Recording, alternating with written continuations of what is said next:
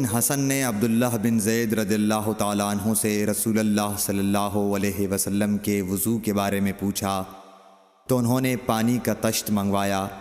اور ان پوچھنے والوں کے لیے رسول اللہ صلی اللہ علیہ وسلم کا سا وضو کیا۔ پہلے طشت سے اپنے ہاتھوں پر پانی گرایا، پھر 3 بار ہاتھ دھوئے، پھر اپنا ہاتھ طشت میں ڈالا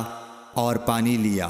پھر کلی کی، ناک میں پانی ڈالا، ناک صاف کی 3 چلوؤں سے، پھر اپنا ہاتھ طشت میں ڈالا اور 3 مرتبہ منہ دھویا، پھر اپنے دونوں ہاتھ کوہنیوں تک دوبارہ دھوئے، پھر اپنا ہاتھ طشت میں ڈالا اور سر کا مسح کیا، پہلے آگے لائے پھر پیچھے لے گئے 1 بار، ٹخنوں تک اپنے دونوں پاؤں دھوئے۔ صحیح بخاری حدیث نمبر 186۔ ابو جحیفہ رضی اللہ تعالی عنہ کہتے تھے کہ ایک دن رسول اللہ صلی اللہ علیہ وسلم ہمارے پاس دوپہر کے وقت تشریف لائے تو آپ کے لیے وضو کا پانی حاضر کیا گیا، جس سے آپ نے وضو فرمایا۔ لوگ آپ کے وضو کا بچا ہوا پانی لے کر اسے اپنے بدن پر پھیرنے لگے۔ آپ نے ظہر کی 2 رکعتیں ادا کیں اور عصر کی بھی 2 رکعتیں، اور آپ کے سامنے آڑ کے لیے ایک نیزہ تھا۔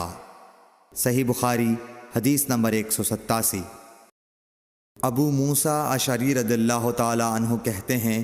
کہ نبی کریم صلی اللہ علیہ وسلم نے ایک پیالہ منگوایا جس میں پانی تھا، اس سے آپ نے اپنے ہاتھ دھوئے اور اسی پیالے میں منہ دھویا اور اسی میں کلی فرمائی،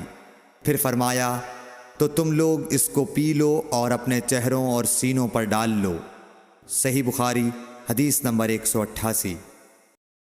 محمود بن ربی جب چھوٹے تھے تو رسول اللہ صلی اللہ علیہ وسلم نے انہی کے کنویں کے پانی سے ان کے منہ میں کلی ڈالی تھی،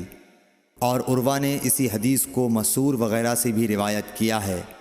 اور ہر ایک راوی ان دونوں میں سے ایک دوسرے کی تصدیق کرتے ہیں کہ جب رسول اللہ صلی اللہ علیہ وسلم وضو فرماتے تو آپ کے بچے ہوئے وضو کے پانی پر صحابہ رضی اللہ عنہم جھگڑنے کے قریب ہو جاتے تھے۔ صحیح بخاری حدیث نمبر 189۔ صائب بن یزید کہتے تھے کہ میری خالہ مجھے نبی کریم صلی اللہ علیہ وسلم کی خدمت میں لے گئیں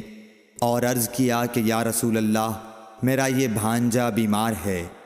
آپ صلی اللہ علیہ وسلم نے میرے سر پر اپنا ہاتھ پھیرا اور میرے لیے برکت کی دعا فرمائی، پھر آپ نے وضو کیا اور میں نے آپ کے وضو کا بچا ہوا پانی پیا، پھر میں آپ کی کمر کے پیچھے کھڑا ہو گیا اور میں نے مہر نبوت دیکھی جو آپ کے مونڈھوں کے درمیان ایسی تھی جیسے چھپر کھٹ کی گھنڈی یا کبوتر کا انڈا۔ صحیح بخاری حدیث نمبر 190۔